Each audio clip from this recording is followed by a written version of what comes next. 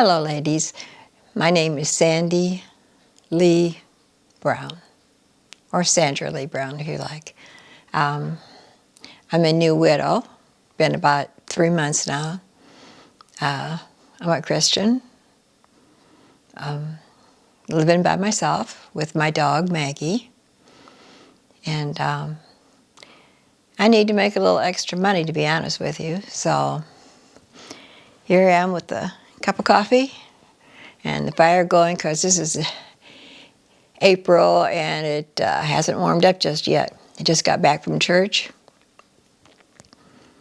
Don't particularly know what I'm doing as far as with my camera and lighting and stuff, but let's just give it a try.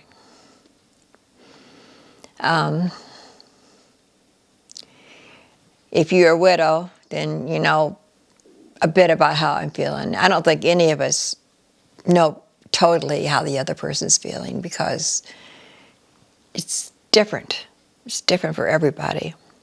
It's according to how your marriage was and according to your personality. So we can't all put ourselves in one bag and we're all say that we're all the same and we all know how the other person feels, because we don't.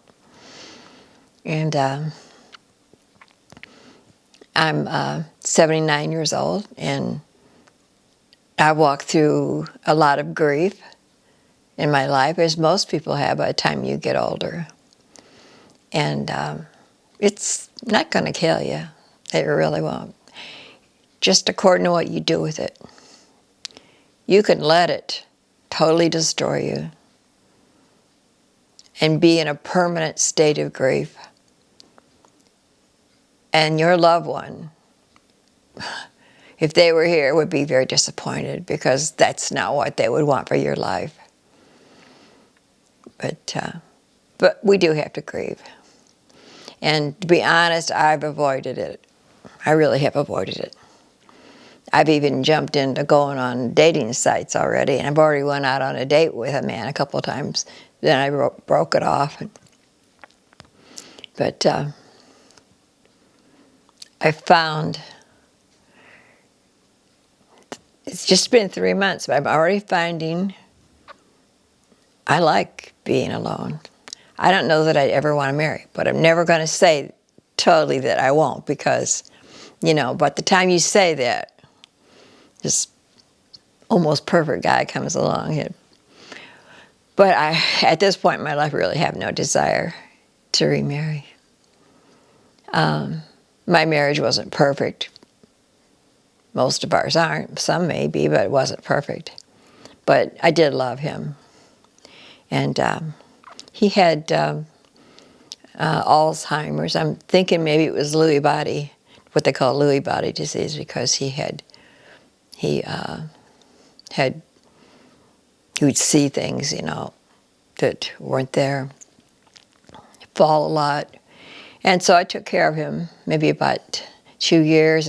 And during that pandemic, when it was really bad, and I was in lockdown with him and had nobody to help me, it was every day I'd wake up and go, oh, God, give me patience, help me, and help him, you know. Ended up I had to put him in a nursing home. He wasn't in there very long, maybe 4 months. And it was a relief the first night I was able to come home and actually just take a bath. I wasn't able to go to the store, or you could hardly use the bathroom. I mean, it was really bad. And we had locks on all the doors, so he didn't get lost. And he was so confused. And he was such an intelligent man. He could just fix anything and make anything for me. He's made so many things as I look around this house. I'll show you that someday. And my garage is full of tools, where he was a mechanic, he was a carpenter, and he helped out so many people. He was good-hearted. But he was stressful to live with. He knows that, he agreed with that. But, and also, I was married before.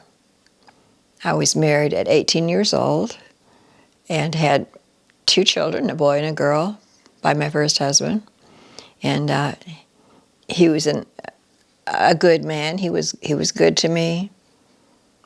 I would say basically easygoing, but he had a drinking problem, and it got bad.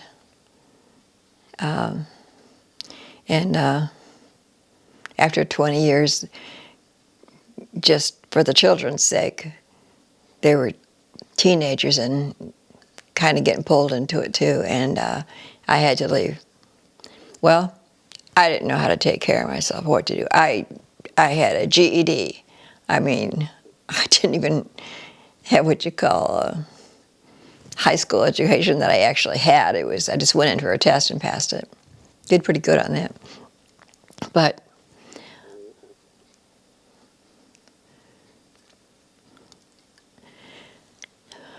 anyways, I just didn't know what to do with myself after, how to take care of myself, and it was fearful, And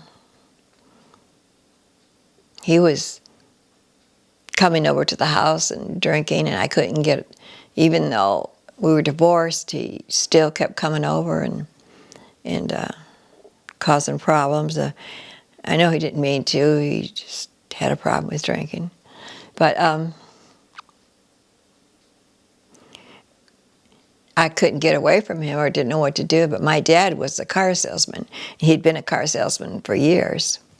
And he started taking me to the car auctions, and I would scraped up enough money to buy one car, a used car, and then I would sell it from the house. And I didn't know what I was talking about, but I would get them sold. And but I just wanted, at that time, I just wanted a man to take care of me, to be honest with you. And that's when I met my second husband, and he was a charmer, and he was opposite of my first husband, and it's what I thought I wanted. And I jumped into that and was married 1 month after my divorce. So I haven't always made wise decisions. So now, I was married 20 years the first time, almost 40 the second time. I'll say that. I stuck it out quite a while with them, both of them. And it was rough, but I was a Christian, and I didn't want divorce, didn't want to do that again. I was going to stick in there. And I love both of them. They were good men. I love them both to this day. And they loved me. I felt loved by them. And it's really weird now, and I'm sure you know what I'm talking about. I feel like I don't have anybody who loves me. And that's a really strange feeling. Excuse me. But I just decided that, first of all, if you're going to go on a dating site, just be sure you just make up your mind before you go on there, what you want, and stick to that. Because I've decided, I got myself back into church because during the pandemic I wasn't there, and I couldn't take him. And so I've got myself back into church now, which is very important. And small groups, doing that. And then once a month they have what they call polished silver for seniors with a little luncheon there. So I'm doing that. I'm starting this YouTube thing. Don't know what I'm doing, but I'm going to make money somehow. And I've got other things that I'm going to be trying to, but I mean, I'm okay. But basically living on just my Social Security, but I'll make it okay. And I got my little dog. Can't say I need anything in my home, so I'll be all right. And, I think one after my little book that somebody gave me, sent it to me. And in Psalms, I want to read that for you ladies too. Psalms 34:18. The Lord is close to the brokenhearted, and he saves those who are crushed in spirit. So if you're brokenhearted and crushed in spirit, He's close to you.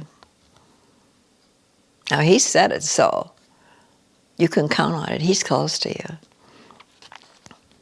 you. He loves you more than your husband loved you, more than your children, your any best friends, anybody. He loves you because He created you. Nobody could love you the way He loves you. He loved you far beyond the time you were born. You were with Him. Our spirits were with Him. There's nobody, even, if you're dating and you find somebody that loves you, they can't begin to love you. They can't begin to know you like He knows you. Even our parents or best friend, nobody knows us like He knows us. So He knows what's best for us. So I always say to Him, I've been praying, I go, Lord, don't let me do anything dumb. Because now I'm just used to being with a man, so I want to be with a man, But I don't want to be married right now. I really don't. There's a lot of things. I'm just finding out who I am. So, I know. I got off the track a little bit there about if you go on a dating site. If you do that, just make sure you know what you want. I right now, I decide what I want, and I asked the Lord about this. I'd like to have someone in the church that I'm going to. It's a very large church. It's really growing. We have 3 services every Sunday, and it's packed out. But I'd like to have somebody from the church that I could just go to breakfast with after church. Just meet for breakfast, or maybe go to some little craft show during the summer, or go for a walk. Little things like that, that's all. Just talk on the phone in the evening. So God knows. God knows that maybe I don't even need any of that. That I can find the same situation with friends. So, yeah, get in contact with your friends. I made a list of different people I'd like to go to breakfast with, friends of mine that I haven't seen for a while. And I'm going down that list and doing it. Right now, I'm just getting through the last of all the paperwork and things that you have to do after your husband passes. So this is just my little, beginning of YouTube. Just a small beginning. And I'll be talking about some fun stuff, and we're going to have a few laughs and things. But I just want you to know that my heart goes out to all of you. And I know it's rough, but we're going to get through this. And remember, with our loved ones, that's not over either. They're in our future. But we're still here, and we're still here for a reason, or we wouldn't be here. So let's just kind of find out what that reason is, okay? And I have such a love in my heart for people, so I have to say I love all of you, and I just pray you'll come back and visit me again, and let's walk through this widowhood journey that we're going through a little bit together. And hit subscribe, because that's what I need. I need to have 1,000 people to subscribe before I maybe can have some sponsors to make a little money with it. And I'd appreciate that. And I do want to help you. I'm not just here just to make money. I want to help you. Okay, ladies, goodbye. God bless you, and I love all of you. Bye-bye now.